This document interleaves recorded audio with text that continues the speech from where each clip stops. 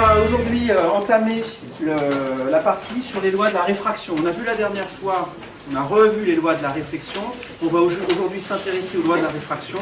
Ce sont des choses que aussi vous connaissez pour la plupart d'entre vous. Je répète ce que j'ai déjà dit la dernière fois, prêtez attention quand même parce qu'on va faire les choses d'une manière un peu nouvelle et ça sera un petit peu parsemé de choses nouvelles pour vous. Donc il y aura quelque chose à apprendre normalement pour tout le monde dans le cours qui va suivre.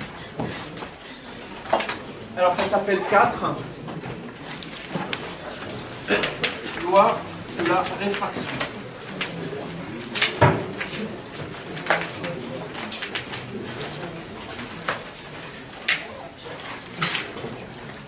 Est-ce que quelqu'un peut me dire ce que c'est que la réfraction?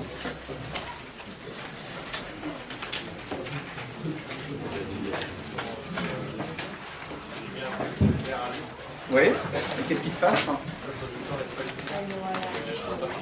D'accord.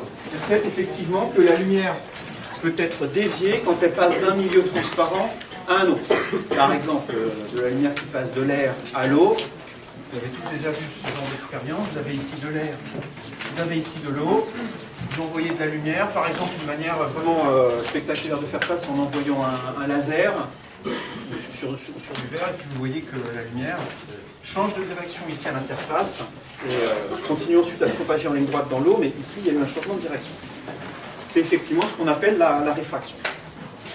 Les lois qui régissent ce phénomène, vous les connaissez, ça s'appelle les lois de Snell-Descartes. Je vais revenir sur le nom tout à l'heure. Je vais juste énoncer déjà cette loi.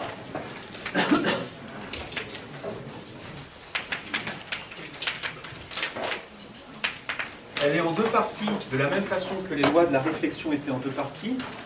Et ça s'appuie sur un schéma qui est en fait le même que celui que j'avais fait aussi la dernière fois pour la réflexion. C'est-à-dire qu'on va considérer ici un rayon lumineux qui arrive sur une interface ici entre en haut un milieu d'indice n et en bas un milieu d'indice n'. Donc ici le n ça désigne l'indice du haut et n' celui du bas.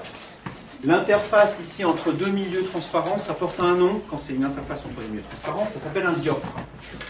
Dioptre. Le optre, alors j'ai pas fait de grec, mais optre, en gros c'est l'optique, c'est la lumière, et di, ça sépare deux milieux qui ont des propriétés différentes vis-à-vis de la propagation de la lumière. Bon.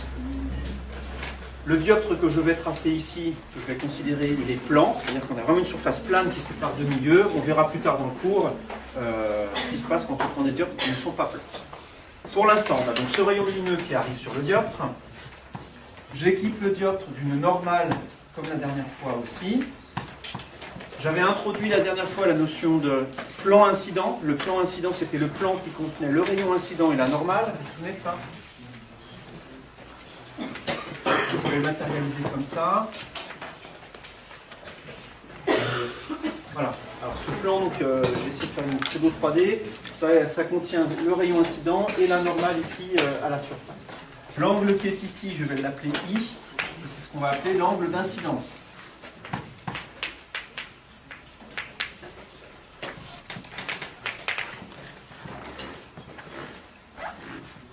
Les lois de Snell-Descartes, en fait, il y en a deux. Je vais mettre un S ici. La première, elle dit que la lumière est réfractée, donc se propage dans le deuxième milieu, selon un rayon qui est aussi dans le plan d'incidence.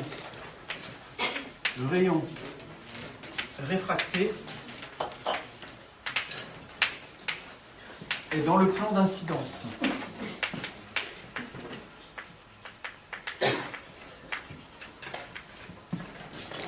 Et par ailleurs, l'angle du rayon réfracté, je ne l'ai pas encore tracé au tableau, mais je vais le faire tout de suite.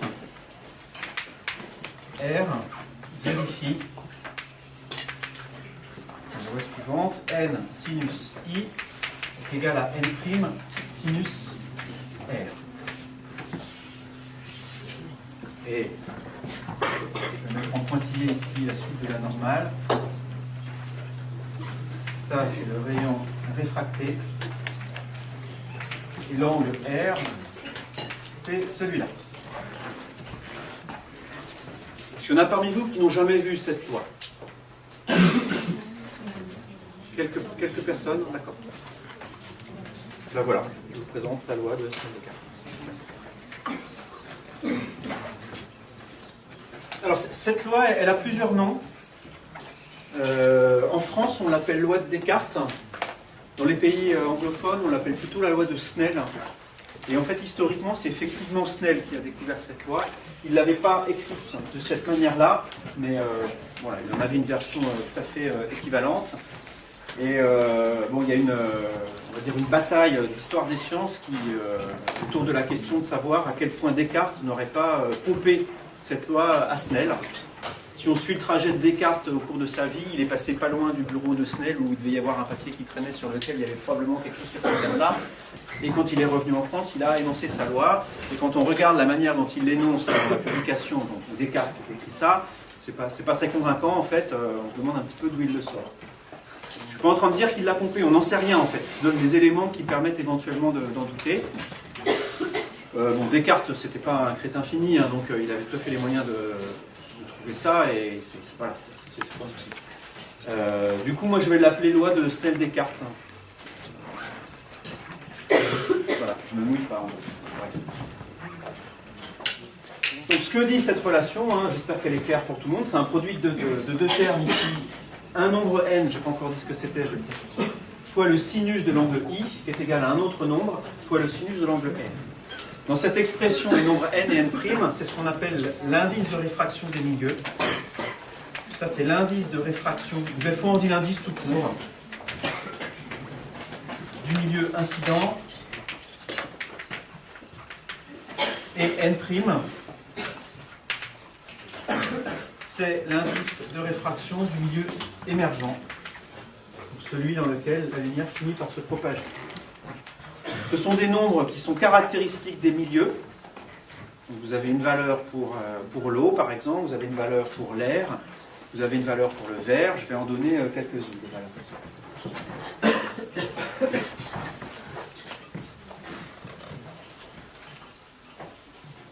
Alors comment est-ce qu'on peut d'abord mesurer ces indices-là? Si on veut mesurer expérimentalement les indices, si on croit que cette loi est correcte, comment on fait?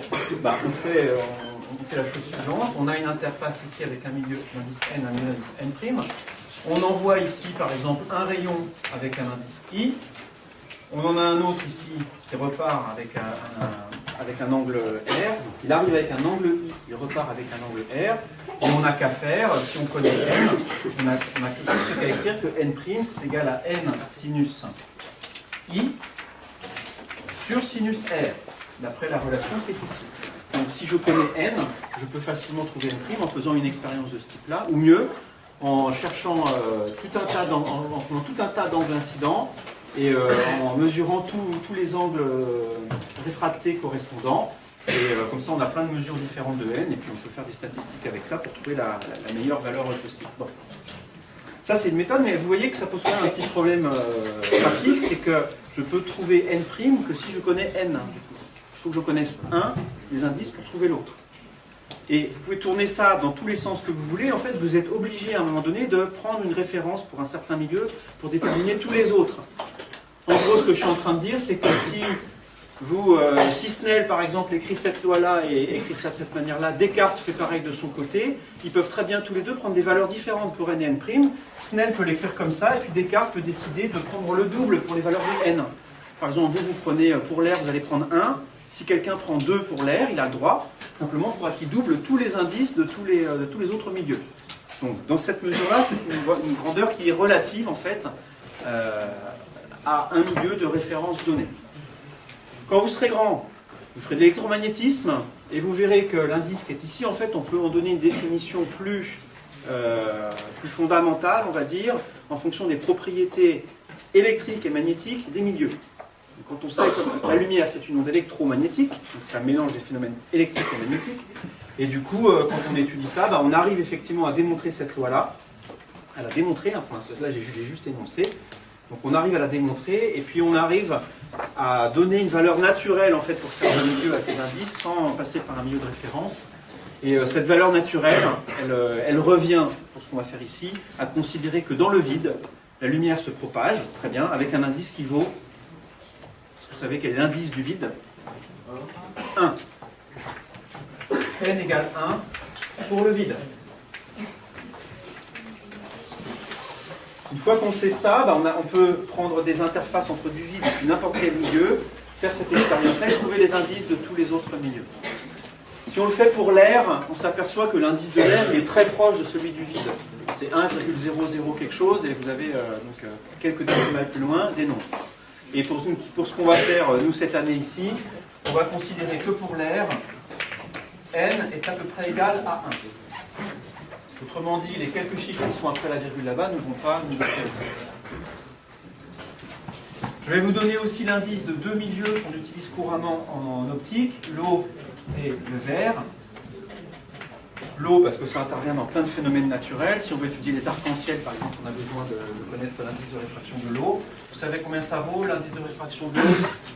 1,33. À peu près 1,33, 1,34, effectivement. C'est à peu près 4 tiers. Donc, je trouve que c'est proche de cette fraction. Je n'ai pas parlé des dimensions de n. n, ça n'a pas de dimension. C'est une quantité sans dimension. C'est comme ça. Donc pour l'eau, ça vaut ça. Alors ça dépend de la température. Si on commence à chauffer, l'indice change et le dernier chiffre pourrait éventuellement un peu changer, mais à température ordinaire, ça c'est la valeur qui convient. Et pour le verre, 1,45.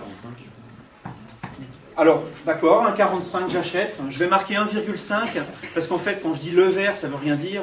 Des verres, il y en a tout un tas de sortes qui ont des indices différents. Ça dépend comment c'est fait. Hein. Le verre qui fait ces vitres-là n'est pas du tout le même que le verre qu'il y a dans les objectifs des appareils photo, par exemple. On met dedans des corps différents pour avoir des propriétés de transparence et de réfraction différentes. Donc, ça peut varier en fait de 1,4 à 1,6, 1,7, 1,8. En gros, les blocs de verre les moins chers que vous pouvez trouver, les plus courants, l'ordre de grandeur, c'est 1,5. Et encore une fois, si on vous donne un bout de verre en TP, on vous dit mesurer son indice de réfraction et vous trouvez 1,7, ça ne veut pas dire que vous êtes trompé, hein, c'est tout à fait possible. C'est un verre à ce moment-là qui a un grand indice de réfraction. Et pour d'autres milieux transparents, voilà, l'indice il a des valeurs de ce type-là. On ne monte pas tellement au-dessus de 2. Hein. Si vous avez un indice, si vous trouvez un corps expérimentalement qui a un indice de réfraction de 2, en général, posez-vous des questions. Hein. C'est bizarre. Ça doit pouvoir exister dans des labos, etc. Mais ce n'est pas quelque chose que vous allez trouver par terre. Un cul de bouteille, ça n'a pas, un indice plus grand que 1,6.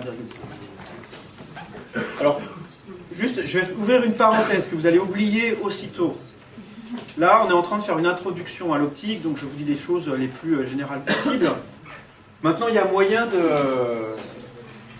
faire de l'optique dans des conditions un petit peu particulières, de concevoir des matériaux qui ont des comportements pas très intuitifs. Et alors, si je vous disais, pour tous les milieux, l'indice est supérieur à 1 en gros, et voilà, et on a tous des indices qui vont entre 1 et puis en gros 2, entre 1 et 2, ça ne serait pas vrai en fait. On arrive maintenant à faire des milieux qui ont un indice plus petit que 1. Ça existe. On envoie de la lumière et l'indice, on trouve que l'indice est plus petit que 1. Si vous essayez de regarder ce qui se passe pour les rayons lumineux pour des tels milieux, c'est vraiment quelque chose de bizarre. On arrive même à faire des milieux qui ont un indice négatif, ce qui est encore plus bizarre. Donc, je ferme la parenthèse là, juste de votre côté, vous pourrez essayer d'imaginer ce que donne, dans quelle direction part un rayon incident ici, si on a un rayon incident ici, vous imaginez que ce milieu ici a un indice négatif, essayez d'imaginer dans quelle direction part le rayon émergent. Voilà, je vous laisse réfléchir, ça fait un truc bizarre. On en reparlera si ça vous intéresse et si vous n'avez pas de réponse à ça. Cette parenthèse étant fermée, pour les milieux normaux, on va dire, voilà, ça varie entre 1 et 2.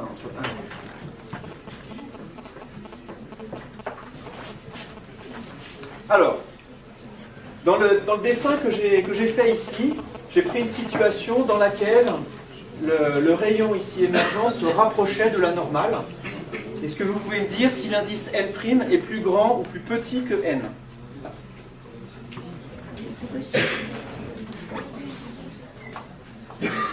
Alors on va faire un quiz, un vote. Il faut mettre un signe plus petit ou plus grand là.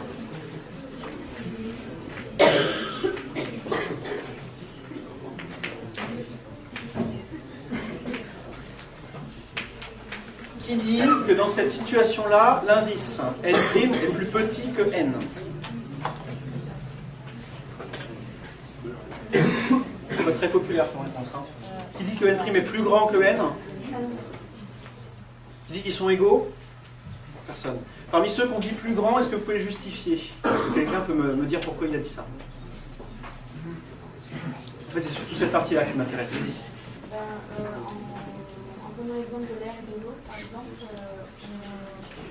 disais que si on imagine un rayon arrivant sur l'eau, le rayon sera à peu près peut-être le rayon. D'accord, donc là, toi, tu as en tête une situation expérimentale que tu connais. Tu sais que pour l'air et pour l'eau, le rayon se rapproche. Pourquoi pas? D'accord. En fait, on peut même le démontrer pour tous les milieux à partir de cette relation-là. Là. Sinus, dans cette situation-là, est-ce que sinus R est plus petit ou plus grand que sinus I? J'entends que sinus R est plus grand que sinus I. J'entends plus petit, j'entends plus petit. Qui dit mieux? C'est plus grand ou plus petit? Qui dit que sinus R est plus grand que sinus I? On va y arriver. Juste toi? Qui dit que sinus R est plus petit que sinus I? Les autres, ils ne savent pas. On revient un pas en arrière. R est plus petit ou plus grand que I? R est plus petit que I. Je vais l'écrire là.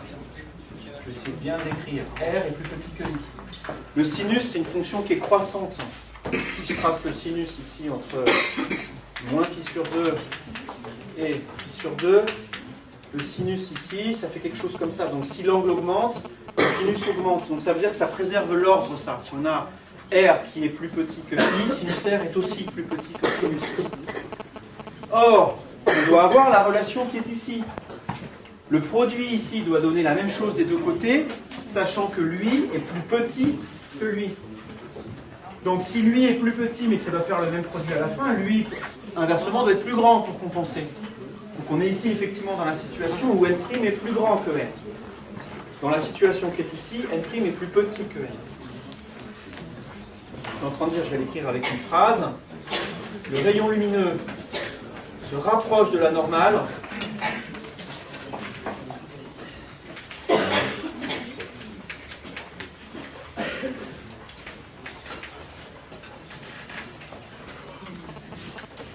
en pénétrant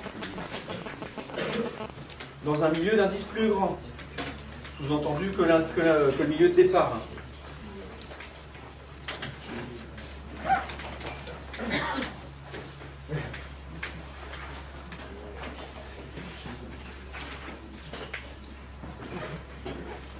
Donc, cette propriété, je l'encadre, parce qu'effectivement, elle est importante. Je ne vous demande pas spécialement de vous en rappeler, enfin, si vous en rappelez, c'est très bien. Par contre, je vous demande de savoir la retrouver.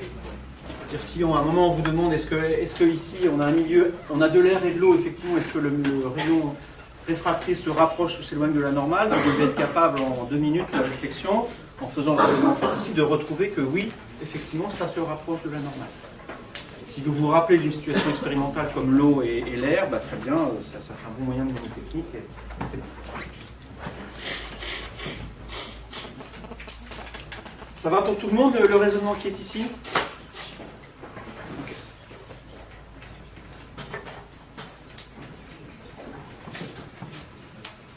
Alors, je voudrais faire aussi une autre remarque sur le type de dessin qui est ici, mais je ne voudrais pas que ça soit pollué par ça, donc je vais effacer ça.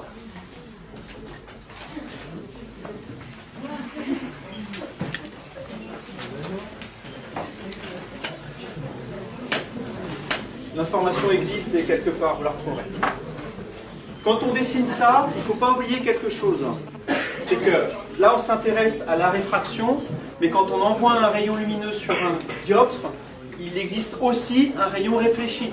C'est-à-dire qu'il y a une partie de la lumière qui part comme ça. Hein? Avec, ici, on l'a vu la dernière fois, un angle I qui est égal à l'angle d'incidence. Donc en jaune, ici, j'ai représenté le rayon réfléchi. Donc en général, un rayon incident donne lieu à 2 rayons réfléchis. À 2 rayons, un rayon qui est réfléchi et un qui est réfracté. D'accord ? Ne l'oubliez pas, ça reviendra tout à l'heure, là tout de suite, quand on va parler de réflexion totale. Est-ce que j'avais un truc super intéressant à vous dire? Non.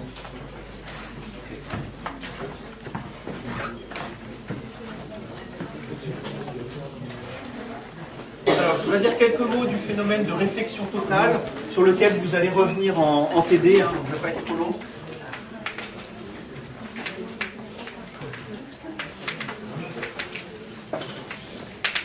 Si vous vous intéressez à la situation, à cette situation-là, donc je vais reprendre ce graphe-là, je vais le redessiner ici.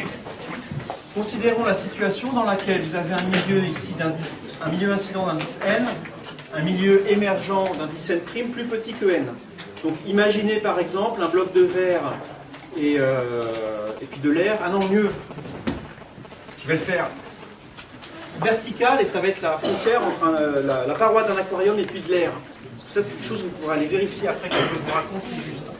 Donc ici je vais prendre n pour l'air. Et puis par exemple ici de... Alors, bon, ici je vais faire ça comme ça. Et puis ici du verre n'. Et je vais considérer un rayon qui arrive comme ça. L'indice de l'air ici est plus petit que celui du verre, donc le rayon ici s'éloigne de la normale et part dans cette direction-là. Ça c'est l'angle I, ça c'est l'angle R, et on vient d'écrire que n sinus R. Alors attention, là je fais exprès d'un petit peu mélanger les n et les n', il n'y a pas de formule à apprendre par cœur. Hein. Tout à l'heure, ce que j'avais appelé n, ça peut peut-être être n' maintenant. Il faut juste mettre en même temps l'indice ici d'un milieu et l'angle dans ce milieu-là. Hein. Donc ici, dans ce milieu-là, l'indice s'appelle n, l'angle du rayon lumineux c'est R, donc c'est n sinus R est égal à n' sinus I. Ça, c'est la loi de Descartes. On a une situation qui peut être super bizarre. Prenez votre machine à calculer. Vraiment, enfin, prenez votre machine et on va faire un calcul d'angle réfléchi.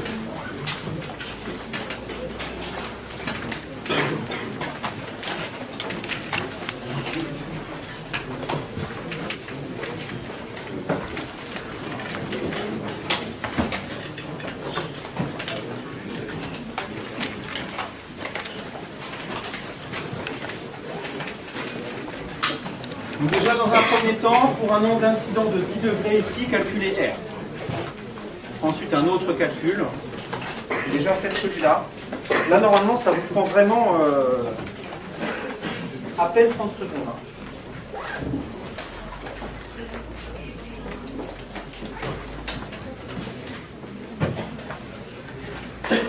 Allez, le premier calcul.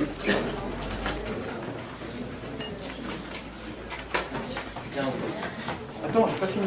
Le premier calcul, mais c'est moi qui gagne. Ok, tu dis combien? 15 15, quelque chose, ouais. 15, combien?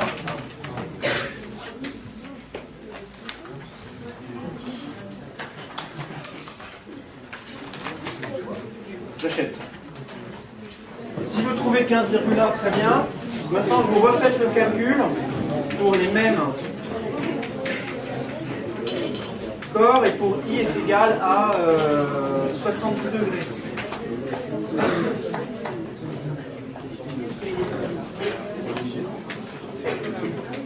Allez-y. Juste un autre comme ça pour voir.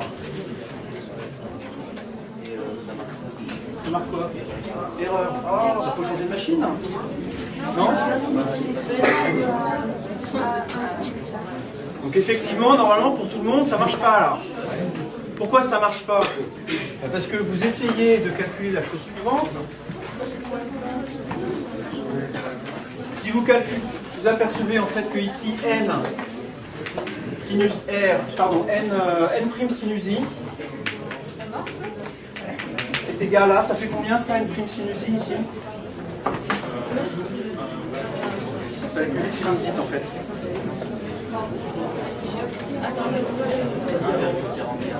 1,41. D'accord? Non.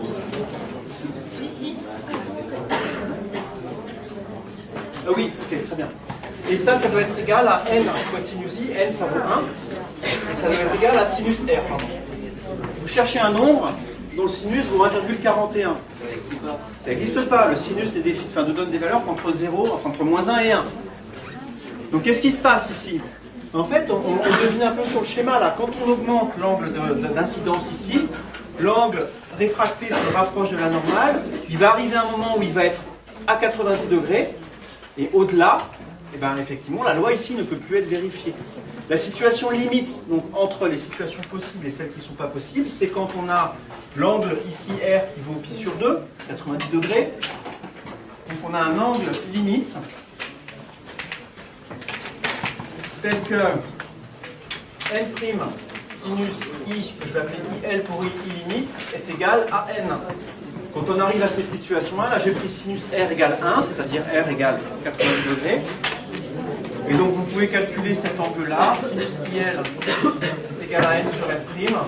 Vous pouvez trouver quelque chose de l'ordre de 45 degrés pour l'interface R vers. Donc du coup c'est l'arcsinus de 1,1 sur 1,5. Combien 41,8, hein, c'est ça?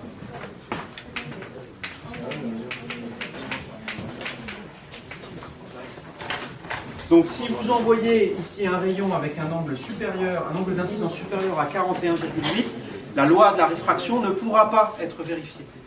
Donc il n'y aura pas de rayon réfracté. Cette situation, c'est ce qu'on appelle la réflexion totale. Réflexion totale, hein, pas réfraction totale. Réflexion totale parce que le rayon est totalement réfléchi. Je vous ai dit tout à l'heure qu'en plus du rayon réfracté, il y avait aussi de toute façon toujours un rayon réfléchi. Donc celui-là, il est toujours là. Et bien, si l'angle I est trop grand, ce rayon-là disparaît et il n'y a plus que le rayon réfléchi.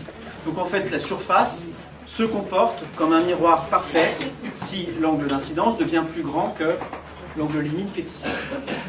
Ça, vous le voyez super bien dans un aquarium.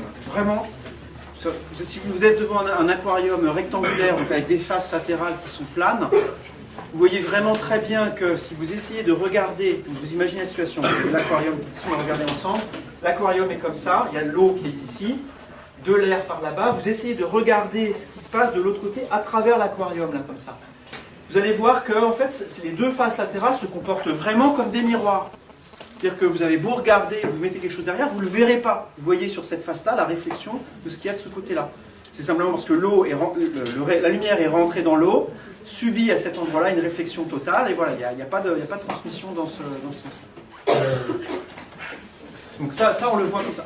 Un autre endroit où c'est aussi assez spectaculaire, c'est si vous nagez dans une eau assez calme. Donc vous êtes sous l'eau, vous regardez au-dessus de vous, donc vous voyez au-dessus de vous, vous voyez bien le ciel, et quand vous commencez à regarder un peu plus loin, au bout d'un moment, le dessous de l'eau, c'est un miroir en fait. Donc s'il fait suffisamment beau pour que ça soit lumineux, ça peut même être très joli. Vous avez un miroir qui suit les vagues, et vous voyez absolument pas le ciel qui est au-dessus de l'eau. Vous voyez simplement ce qui est en dessous, mais qui est... Alors ce phénomène, bon, il est rigolo dans les aquariums et à la piscine, mais il est utilisé aussi, notamment dans des prismes de réflexion, ce qu'on appelle des prismes de réflexion totale. Quand vous avez des instruments d'optique dans lesquels on veut que la lumière fasse un trajet un peu compliqué, en général on ne met pas des miroirs pour faire de la réflexion, mais on met des prismes. Par exemple, si vous avez de la lumière qui est ici et que vous voulez faire aller par là-bas, vous prenez un prisme qui peut avoir une forme un peu compliquée, mais je vais prendre un exemple très simple ici. On peut s'arranger pour que là, il y ait une réflexion totale à un angle de 45 degrés en prenant un autre milieu que l'air. Vous prenez ici un autre prisme du même type. Je veux qu'il soit comment? Qu'il soit comme ça. Voilà. Donc vous mettez un prisme comme ça, un prisme comme ça, et cette face-là peut se comporter comme un miroir, et celle-là aussi. Pourquoi est-ce que c'est plus intéressant de considérer un prisme comme ça qu'un miroir? Pourquoi c'est mieux? Il y a deux raisons. La première, c'est qu'un miroir, ça absorbe de la lumière. On dit que ça réfléchit, un miroir c'est vrai, mais ça absorbe aussi pas mal de lumière. Un miroir de salle de bain courant, ça absorbe facilement 10, 20, 15%, 15-20% de la lumière. Alors quand on veut juste se raser le matin, c'est pas forcément un problème. Si c'est pour mettre dans un instrument d'optique et que vous en mettez plusieurs à la suite, les pertes commencent à se cumuler et dans les instruments d'optique, on veut que ce soit le plus lumineux possible. Là, c'est 100% la réflexion. Donc on gagne déjà de ce point de vue-là. Et en plus, si on est malin et qu'on met tout ça sur un même bloc de verre, on n'a pas de variation mécanique de forme. Mais si vous mettez un miroir ici et un miroir là, il va falloir tous les deux les attacher, régler leur distance relative pour que la lumière elle fasse bien ça. Si ça vibre un peu, celui-là il va vibrer, celui-là il va vibrer différemment et ils vont se désaligner. Alors qu'un bloc de verre, ben voilà, vous le construisez une bonne fois pour toutes, il a la géométrie qu'il a, et c'est fini, ça ne bouge plus. Même si tout ça, ça tremble, ben ça tremble, mais la position relative reste la même, et c'est ça qui, à la fin, est garant de la bonne qualité de l'image. Donc si vous démontez une paire de jumelles, par exemple, hein, vous aurez vraiment ça dedans. Hein. Vous avez des prismes, vous pouvez avoir des formes diverses, mais vous avez des prismes. Il y en a aussi dans les appareils photo, hein, dans les réflexes, hein, le dispositif qui vous permet de voir dans le viseur et d'envoyer la lumière, enfin, de voir dans le viseur, en fait, c'est un prisme de ce type-là aussi.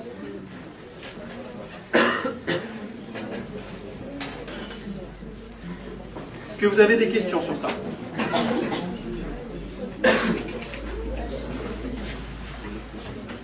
C'est ça que je cherche. Donc ça, vous le ferez, vous ferez des exercices en TD qui sont liés à cette phénomène de réflexion totale. Je ne dis pas plus pour l'instant.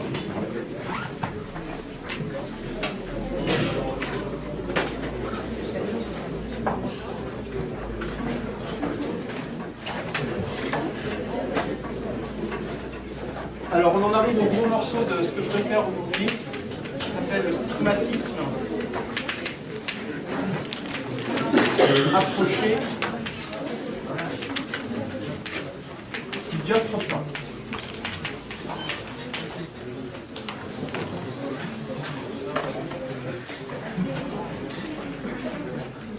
Et la situation qu'on va considérer, c'est encore la suivante. On a ici un milieu d'indice n, un milieu d'indice n'. Je prends par exemple pour le dessin n' plus grand que n, juste pour dessiner ça dans une situation donnée. Et la question que je me pose, elle est assez similaire à celle que je vais te poser la dernière fois dans le cadre du miroir plan. C'est la suivante. On a ici un point, que je vais appeler A, qui émet de la lumière dans pas mal de directions différentes. Voilà, une source lumineuse si on veut. Et on va se demander comment est-ce que la lumière se propage une fois qu'elle a traversé le dioptre. Je vais commencer par tracer un rayon, celui qui est perpendiculaire ici au dioptre. Ce rayon n'est pas dévié d'après les lois Snell Descartes. Ça, je ne l'ai pas dit, je vais le faire maintenant. Non, ça y est, là, ça me garde. Vous ne trouvez pas que c'est mieux comme ça? Vachement, hein? N sinus I est égal à N' sinus R. Parce que je me taisais aussi que c'était mieux, non, c'est ça. Ici, si vous avez l'angle d'incidence I qui vaut 0, tout ça, ça vaut 0, sinus de 0, ça vaut 0. Donc tout ça, ça vaut 0 aussi, donc le sinus ici est nul. Si l'angle d'incidence est nul, l'angle réfracté est nul aussi. Donc un rayon qui arrive perpendiculairement au dioptre, il repart sans être dévié dans cette direction-là. Très bien, tant mieux pour lui. Maintenant, on va considérer un deuxième rayon. Je vais prendre un point penché pour le dessin, qui arrive ici avec un certain angle. Je vais noter I, son angle d'incidence, et N' est plus grand que N. Donc, est-ce que je trace le rayon réfracté dans cette situation-là, 1, ou est-ce que je le trace dans cette situation-là, 2? Je vous laisse 15 secondes pour réfléchir. Parmi les rayons 1 et 2, lequel est correct? Sachant que N' est plus grand que N. Qui est-ce qui dit que c'est la situation 1 qui est correcte? Qui est-ce qui dit que c'est la situation 2? Et ceux qui disent que c'est la situation 2, est-ce qu'ils peuvent me le prouver?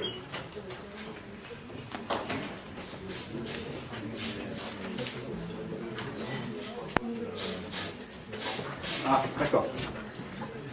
Alors faites attention, la normale, elle est en pointillé ici. Par rapport à tout à l'heure, le dessin, il est tourné de 90 degrés. Donc ici, le rayon 2 s'éloigne de la normale, en fait. Donc effectivement, c'est le rayon 1 qui est correct. Le rayon se rapproche de la normale dans ce cas-là, et celui-là, je l'enlève. Ça fait effectivement ça. Pour quelqu'un qui est ici, donc ici, par exemple, ça va être de l'air, et ici de l'eau.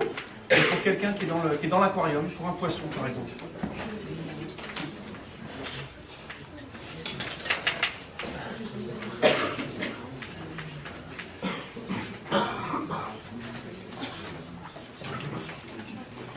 Hop. Bon, ça arrive dans son œil, on va dire. Le poisson, il a l'impression que le rayon il vient de par là-bas.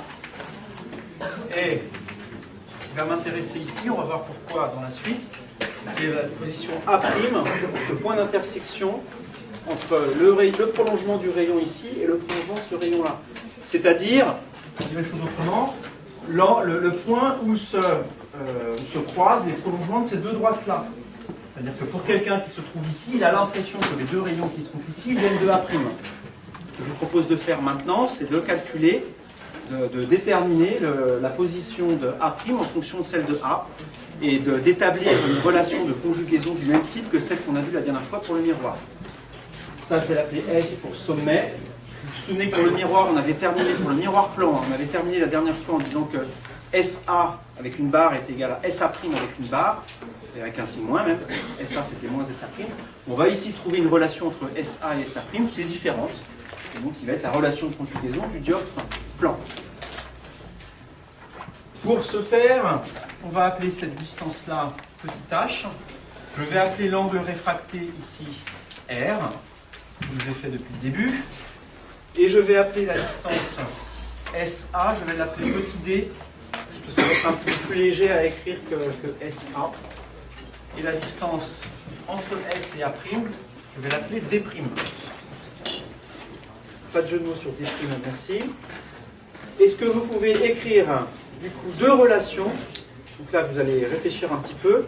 Est-ce que vous pouvez écrire une relation entre H et D, une relation entre H et D', et moi je vous écris une relation qui va nous servir entre les angles I et R, qui est que N sinus I est égal à N' sinus R. Donc ce que je vous demande ici, c'est de m'écrire une relation entre H et D qui fait intervenir les angles, hein, par exemple. Ce que je voudrais, c'est H égale, avec quelque chose ici qui dépend de D, et ici quelque chose qui dépend de D'. Le A', c'est le croisement entre le prolongement de la normale ici, donc du rayon, de ce rayon-là en fait, hein, et le prolongement de ce rayon-là. Vous voyez peut-être pas le pointillé de loin. Ici, là, c'est censé être le prolongement du rayon réfracté. En fait, l'angle qui est ici, on le connaît là. Je vais mettre en jaune. Cet angle-là, on le connaît. C'est quoi? C'est I. C'est le coup des angles internes-alternes. On a ici deux droites parallèles. Cette droite ici coupe la deuxième avec un angle I. Donc l'angle I, on le retrouve ici. Hein. Donc si on a I ici, du coup, avec la définition de la tangente, on a immédiatement une relation entre H et D. Vous pouvez me la dicter? Si tangente I est égale à H sur D, côté opposé sur le côté adjacent, donc H c'est D tangente I. Très bien. Pour H', il faut cette fois-ci considérer le grand triangle ici A'S, ce point-là, et remarquer que l'angle qui est ici, cette fois-ci, on le connaît aussi, et il vaut R. Ça, c'est le prolongement de cette droite-là qui fait un angle R avec l'horizontale. Cet angle R avec l'horizontale, elle le fait tout le long, et en particulier ici aussi. Hein. Donc là, on a l'angle R. Donc du coup, on se convainc aussi facilement, dans le grand triangle cette fois, qui contient l'hypoténuse pointillée, que côté opposé sur côté adjacent, ça fait H sur D', et ça fait tangente R. Donc on a, d'une part, tangente R égale à H' sur D',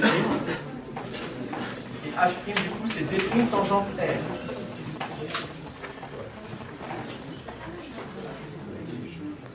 À partir de là, ça va juste être quelques manipulations de formules, mais on a écrit ici toutes les relations qui vont être utiles dans la suite. Alors, avant d'aller plus loin, si vous avez des questions sur la manière dont on obtient ça, posez-les maintenant.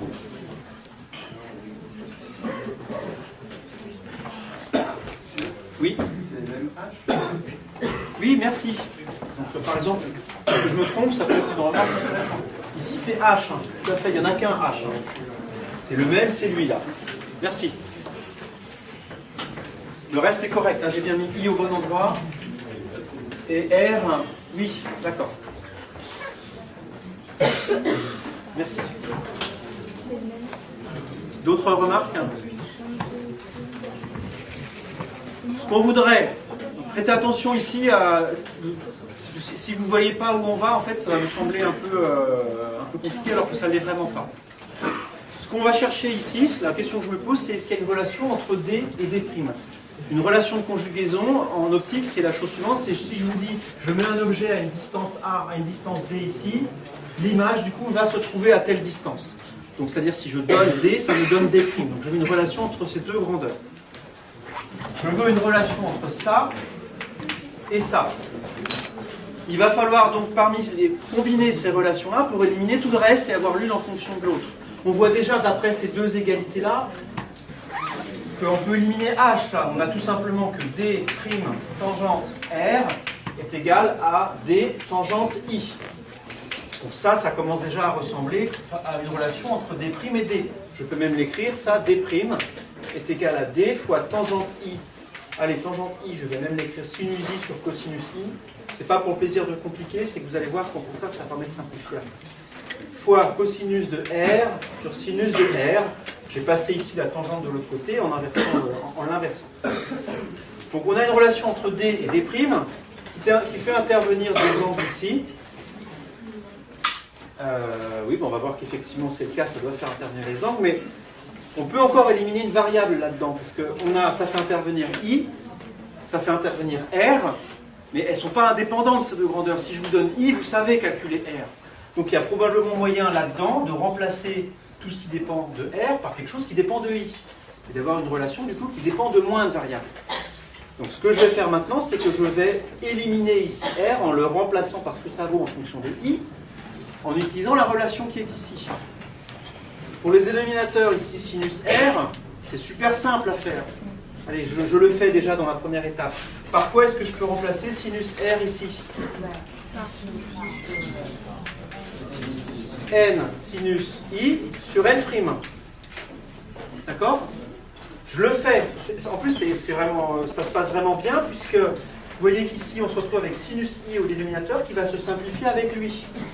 Donc ça fait une première simplification. D' est égal à D. Alors je vais mettre les étapes au tableau. Sinus I fois cosinus I. Ensuite on a ici N' sur N fois le cosinus R auquel je ne touche pas, divisé par sinus I. Là, ce que j'ai fait, c'est que j'entoure ici ce que j'ai remplacé. J'ai juste remplacé ça par ça.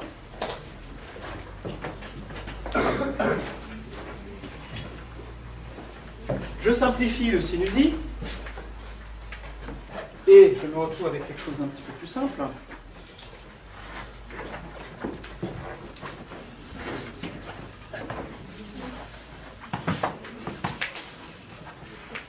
D' est égal à D fois N' sur N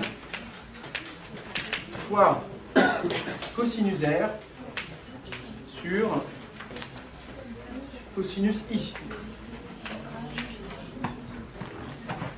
Alors, j'ai pas tout à fait fini, j'ai dit que je voulais enlever tous les R là. Donc j'ai réussi à m'en débarrasser là, il m'en reste un ici.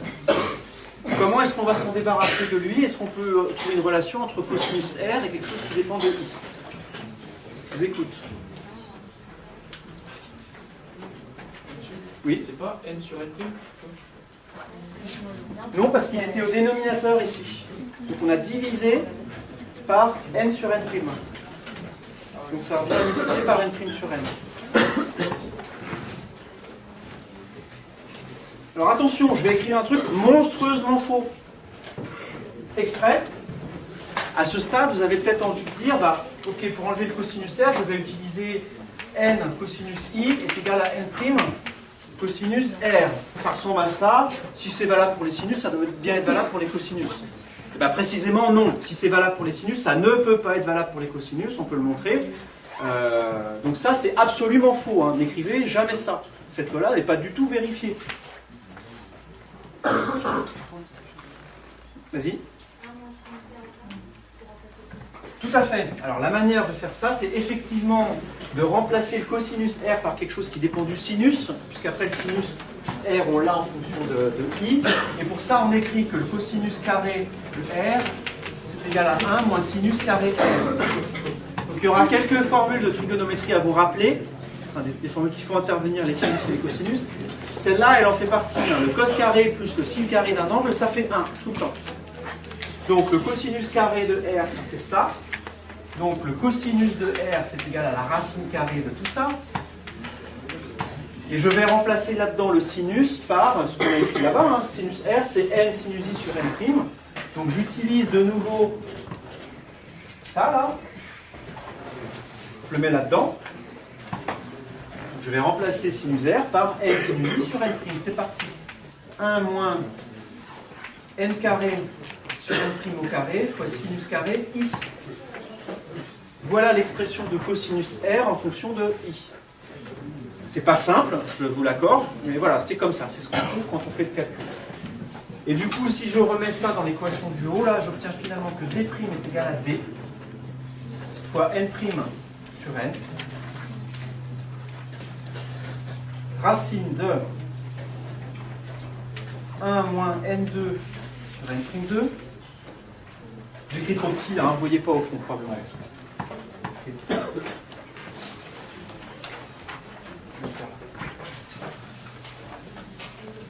Donc je reprends en plus grand. Ça nous dit que d' est égal à n' sur n fois d. Le numérateur, là, j'ai dit que c'était 1 moins n2 sur n'2 fois sinus carré i. Le dénominateur ici, c'est cos i. Ben ça, je vais l'écrire aussi en fonction de sinus i. 1 moins sinus carré i. Juste pour avoir, comme ça, au numérateur et au dénominateur, des termes qui se ressemblent, en fait. Le dénominateur, c'est presque la même chose, sauf qu'il n'y a pas le n sur n' au carré devant.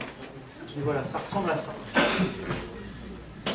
Cette formule est compliquée, je ne vous demande absolument pas de la savoir, elle n'a aucun intérêt. Cette formule n'a aucun intérêt, que ça soit clair.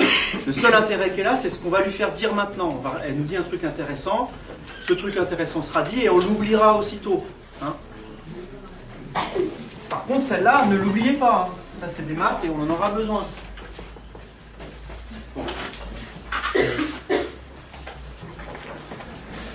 Pourquoi est-ce que la formule qui est ici m'intéresse? Parce que vous voyez que la longueur d' ici dépend de i. Ça dépend de d, certes, mais ça dépend aussi de i. C'est complètement différent du cas du miroir.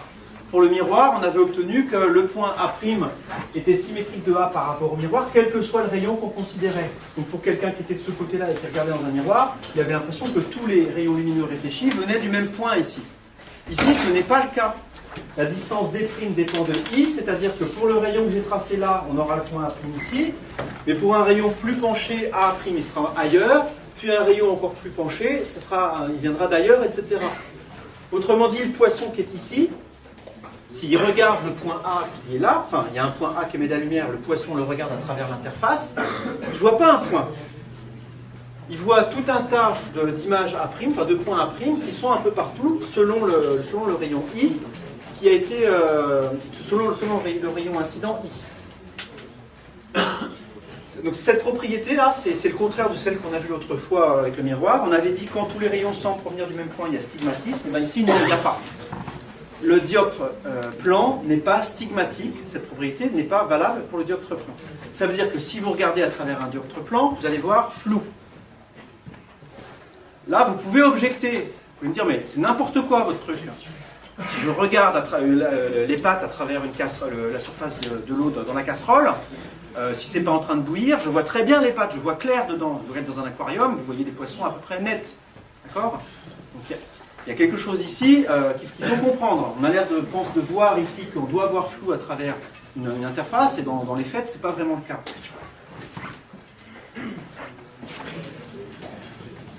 L'explication. L'explication, c'est la suivante.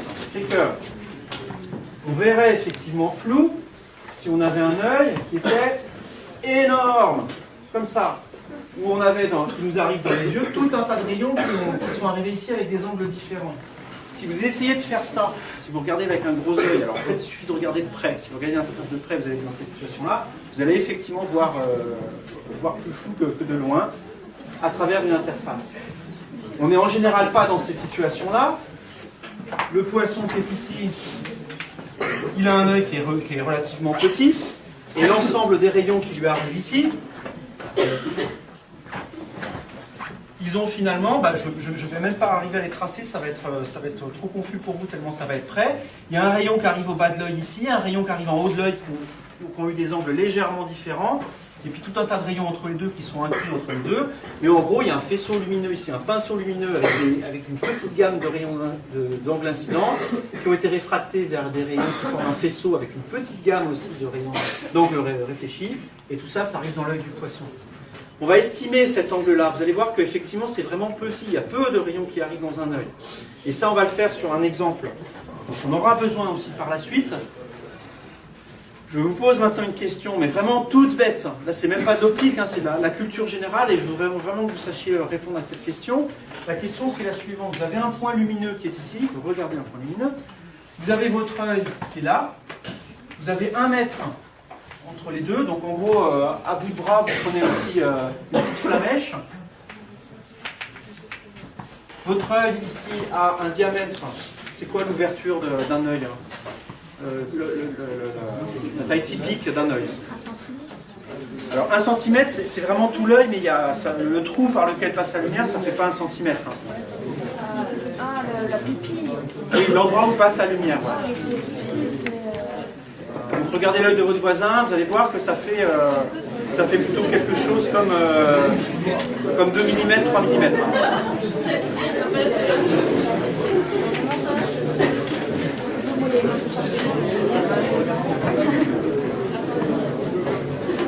La question que je vous pose maintenant, c'est la suivante. Quel est l'angle que font ces deux rayons-là? J'ai un rayon qui arrive en bas de l'œil, un rayon qui arrive en haut de l'œil. Sachant que là, on a 2 mm, là, on a 1 mètre. Quel est cet angle-là? À vous de jouer. La formule qui est ici, j'ai besoin de lui faire dire quelque chose, mais pour ça, je vais avoir besoin d'un ordre de grandeur en fait de i qui est ici. Ce qu'on va montrer, c'est que i est tout petit, et donc on va la simplifier après. Donc pour l'instant, vous la mettez entre parenthèses, et on va y revenir une fois qu'on aura fait ce petit calcul. Alors, on a déjà fait un calcul de ce type-là l'autre fois, hein, et cette relation A tangente θ, c'est à peu près égal à H, à peu près égal parce que ça dépend un petit peu de la géométrie. Si ici on avait un triangle rectangle, ça serait donné exactement par L sur B. Si le triangle n'est pas rectangle, cette relation est encore à peu près vérifiée. Si vous faites le calcul de cette tangente, là, ça fait 2 10 moins 3. On divise simplement 2 10 moins 3 par 1. On va taper 1, ouais, c'est bon. 2 10 moins 3. Si vous prenez votre machine, vous tapez l'arc-tangente de ça, vous trouvez quoi? 0,11. Votre machine est mal réglée. Alors, plus précisément, elle n'est pas réglée de façon maligne. Quand on fait de la trigonométrie, en particulier en optique, on a vraiment intérêt à se mettre en radian. Parce que si vous faites en radian la même opération, vous tapez tangente θ et vous faites arc-tangente, vous allez trouver ici un nombre qui est le même que celui-là, à peu de choses près. Faites-le. Assurez-vous, vous savez mettre votre machine en radian, que vous savez prendre l'arc-tangente de 2 10 moins 3. 1,99. Voilà, donc il y a beaucoup de 9. Hein. Si vous le faites, vous apercevez qu'effectivement, tangente θ, c'est du coup à peu près égal à 2 10 moins 3. Ça, c'est énorme comme simplification. On va le faire tout le temps. Et si ce n'était pas là, l'optique, on ne ferait pas d'optique géométrique en L1. Hein. Il n'y aurait que des sinus et des cosinus partout, ça serait immonde. Et bien, il se trouve que quand on considère des petits angles, on va remplacer les fonctions trigonométriques tangente et d'ailleurs aussi sinus par leurs arguments, à condition d'être en radian. Comme vous l'avez vu avec votre machine, ça ne marche pas en degrés. Hein. Donc en radian, on a ça. Vous allez quand même mettre écrit radian. Ça fait 2 10 moins 3.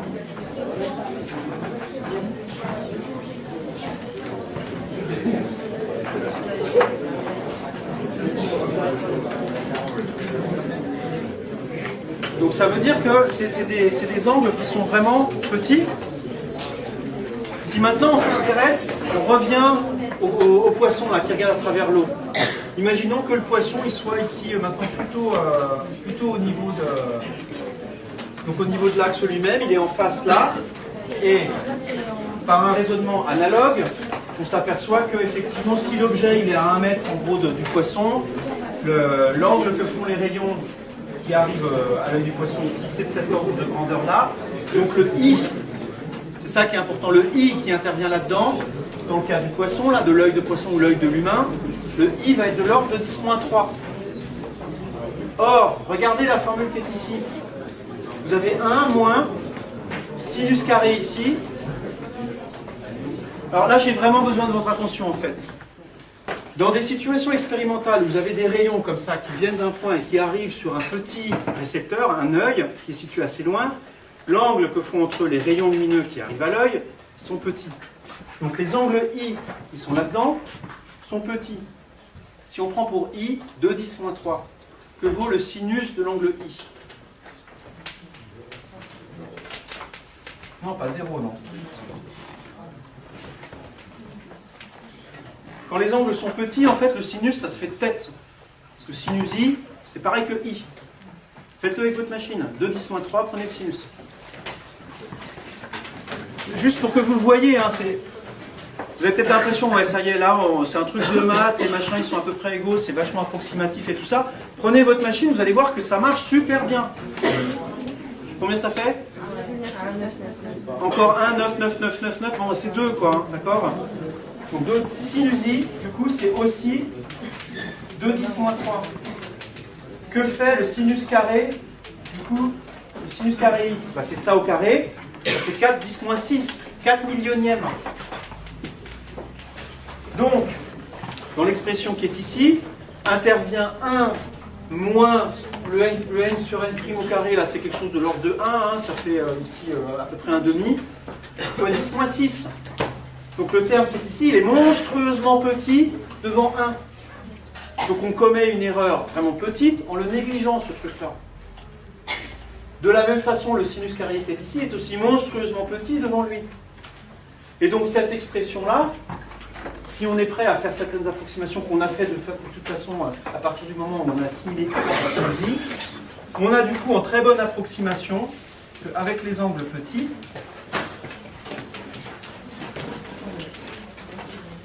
D' est à peu près égal à n' sur n fois D. Oui, on a 1 sur 1. Voilà une relation entre D' et D. Donc quand on est dans la limite où les angles sont petits. Cette propriété-là, le fait qu'on puisse, comme j'ai dit tout à l'heure, le fait que la position D' en toute rigueur dépende de I, il n'y a pas de stigmatisme, il n'y a pas de stigmatisme rigoureux, mais comme ça marche quand même plutôt pas mal quand les angles sont petits, ça s'appelle le stigmatisme approché.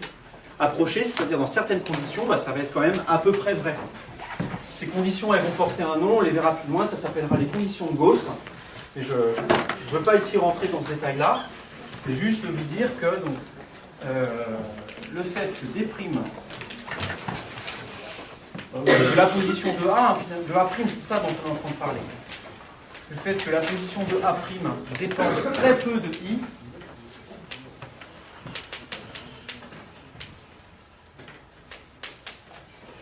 est appelé, donc cette propriété-là, c'est appelé stigmatisme approché.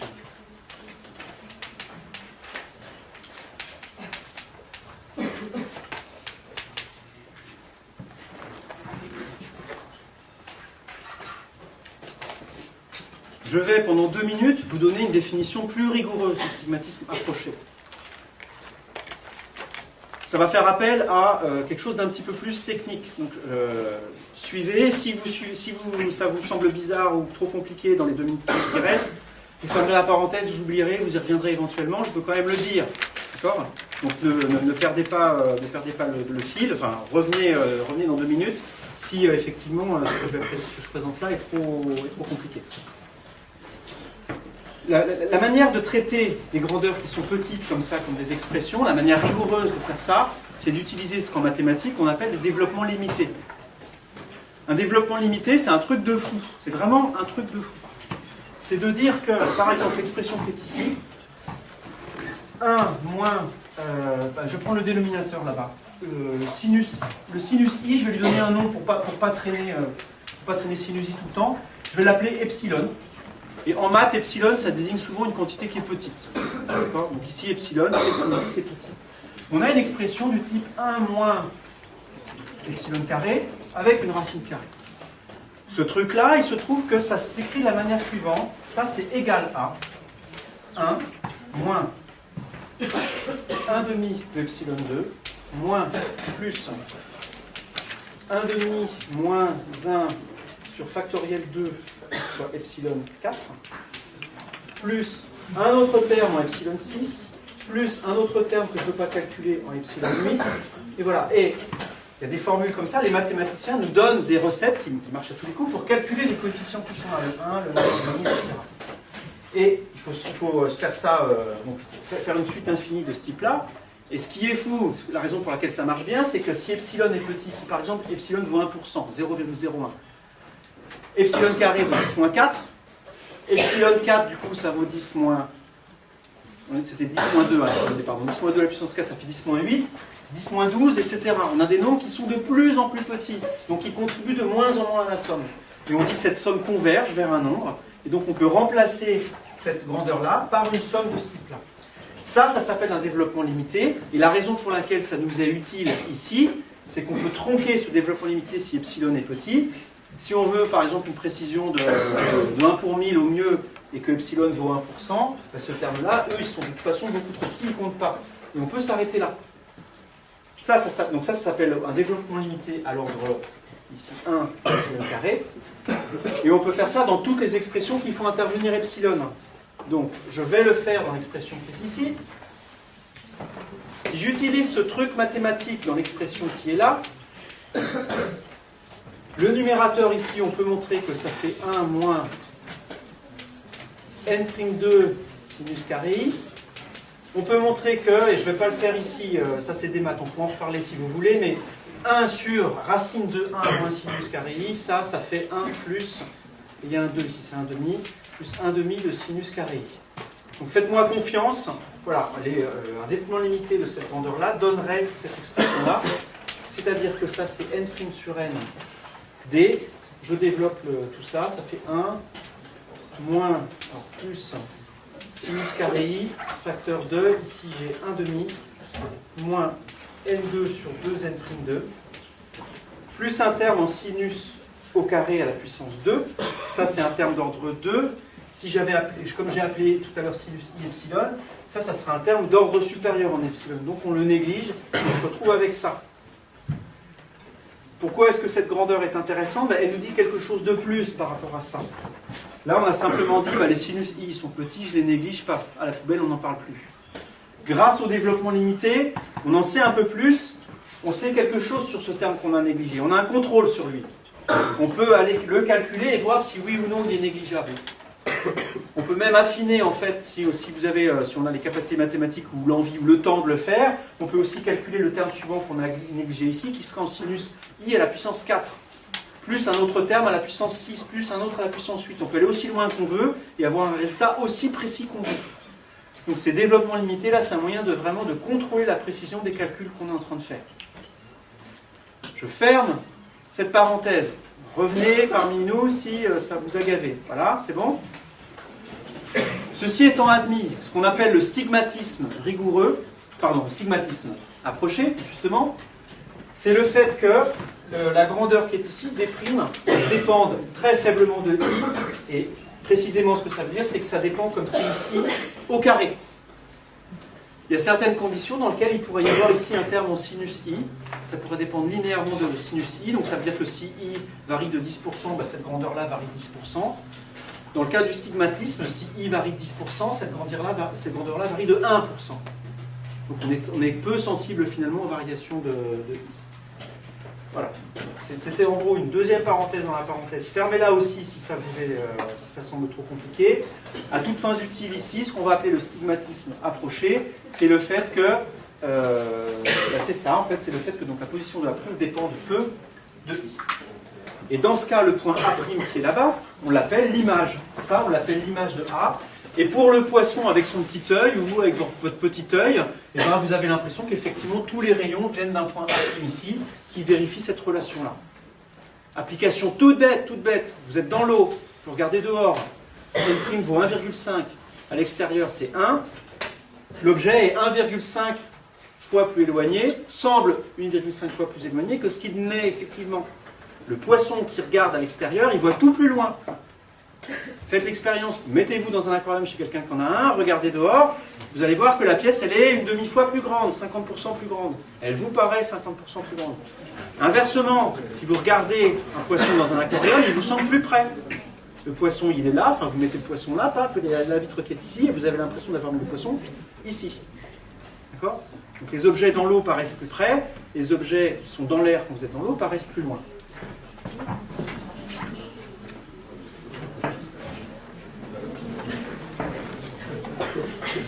Donc, du coup, ça, je vais l'écrire sous la forme d'une relation de conjugaison aussi, comme on l'a fait pour le miroir. La relation de conjugaison du dioptre blanc. Elle s'écrit ici tout simplement, je vais remplacer D et D' par les grandeurs S et SA', et on a simplement que SA', et je mets une barre pour avoir les grandeurs algébriques, c'est égal à N' sur N, fois SA bar. Et donc, connaissant la position de l'objet ici, on peut en déduire la position de l'image. C'est ça une relation de conjugaison. Il y a un signe plus ici, donc ça veut dire que A' et A sont du même côté du dioptre, contrairement au cas du miroir plan, et ça fait intervenir ici les indices des 2 milieux.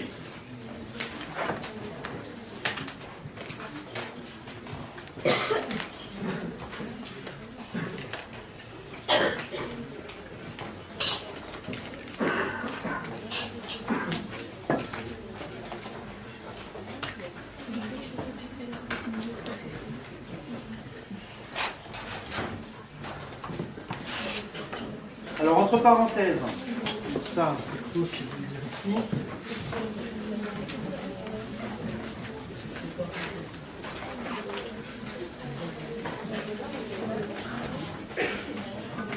Quand les angles sont petits,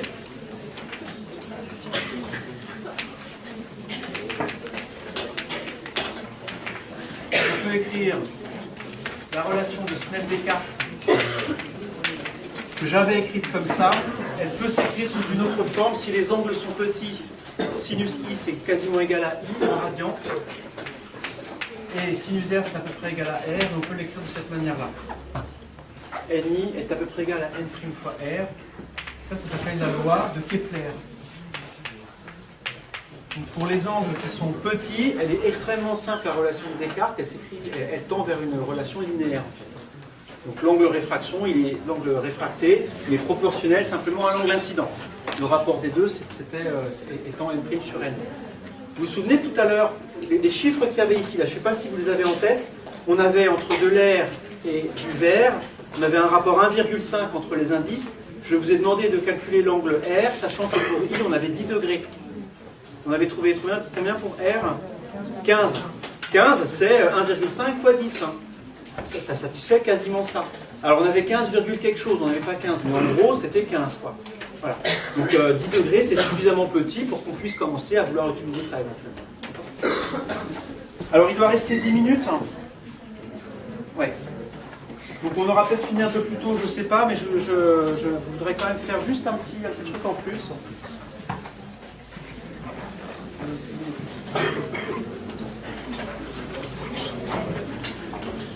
Ça va prendre la forme d'une remarque et ça va terminer le chapitre qu'on est en train de faire.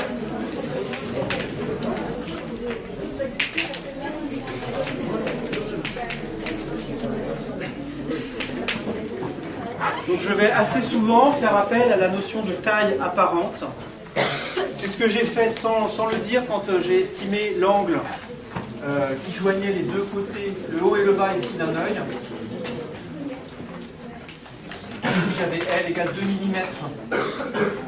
Ici j'avais L égale à 1 m. Ce que j'ai calculé sans le dire, c'est la taille apparente de l'œil, ici, pour quelqu'un qui serait ici. Ce qu'on appelle la taille apparente, c'est l'angle sous lequel on voit l'objet. On trace un rayon qui vient du bas de l'objet, un qui vient du haut, et c'est l'angle entre ces deux rayons-là. C'est ça qui vous indique vraiment l'apparence des objets. Ce qui vous indique la taille d'un objet, c'est pas sa taille en mètres. Si je prends une souris, je la mets là, et je regarde un éléphant qui est dans la salle, qui est là-bas, l'éléphant va être beaucoup plus petit que la souris. D'accord ? Va me sembler beaucoup plus petit que la souris.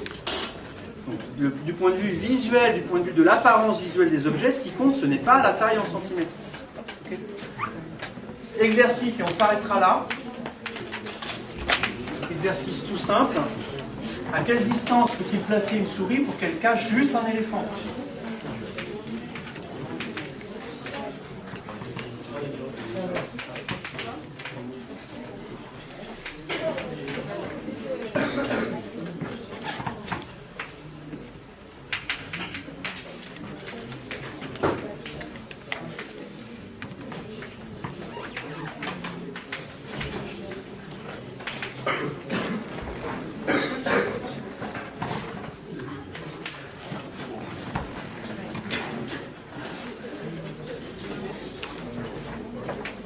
Peut-être là, vous travaillez peut-être là.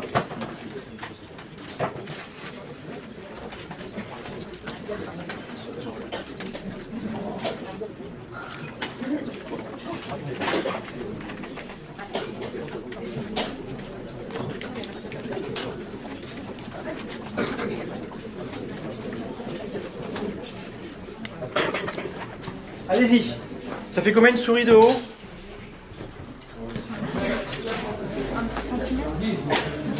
Voilà, 10 cm, ça fait la belle souris. Hein. 1 cm. Allez, 5. Allez, 5 cm. Un éléphant. 3 mètres, ça commence à faire. Ah non, il y a les oreilles. 3 mètres. Donc là, c'est la taille qui est ici, hein, dont je parle ici. 3 mètres.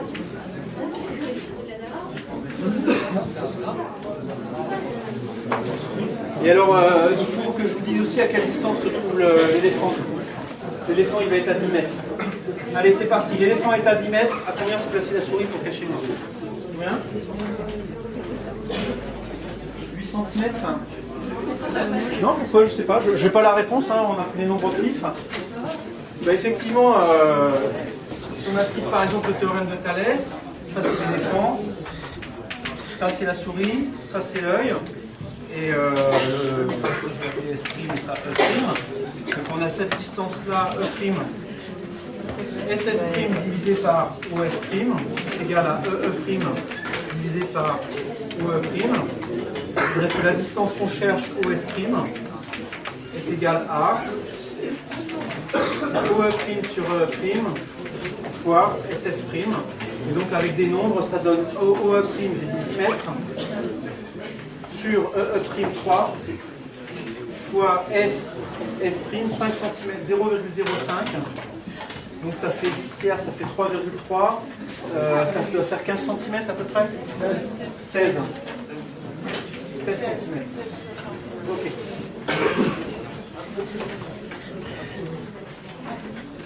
Bon, quand on verra les... Alors attendez, hein, j'ai encore 2 minutes, un truc à dire. On verra quand on verra les instruments d'optique, des unités qui sont assez adaptées à des angles qui sont petits. Hein, essentiellement en optique, on va s'intéresser à des angles petits.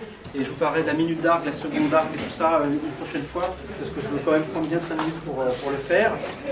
Juste une remarque pour finir sur ce qu'on a fait sur la réfraction. Je n'ai pas parlé de biologie aujourd'hui, et c'est bête, donc je vais le faire un petit peu. Vous avez tous en tête l'expérience du bâton brisé, peut-être quand on met un bâton dans de l'eau, on a l'impression à cause de la réfraction que le bâton il est cassé, alors qu'il n'est pas. Ce que ça veut dire, ça, c'est que si vous mettez dans l'eau, vous avez une surface d'eau, vous mettez quelque chose à cet endroit-là, il apparaît ailleurs. C'est ce qu'on vient de voir ici avant, hein. L'apparence des objets est changée par la présence de l'interface entre l'eau et l'air. Ça, c'est un problème biologique important pour les espèces qui pêchent. Si vous avez un oiseau, par exemple, une sterne, qui est en train d'essayer de choper un poisson, le poisson est ici, il y a la surface de l'eau qui est là. Si le poisson, si l'oiseau voit le poisson ici et va en ligne droite à l'endroit où se trouve apparemment le poisson, bah, il va faire ça, il va se retrouver dans l'eau plongé, et il ne sera pas au bon endroit, le poisson sera plus bas en fait, il va le rater. Donc il y a plusieurs stratégies qui ont été mises en œuvre, vous avez certains oiseaux qui corrigent en fait, ils connaissent leur frigo, eux, et il y en a d'autres effectivement qui se mettent au-dessus, et typiquement si vous avez vu des sternes, hein, il y en a ici de temps en temps au-dessus du lac, là, une sterne ça vole, ça fait du surplace, et tout d'un coup quand ça voit un poisson, ça plonge, ça va le chercher, et ça plonge verticalement, hein. Comme ça il est sûr de ne pas être embêté par le décalage. Si vous regardez les hérons aussi, ça il y en a vraiment beaucoup ici, un héron quand il pêche, hein, avec son bec, il va vraiment taper verticalement comme ça sur la surface de l'eau. On s'arrête là pour aujourd'hui, merci.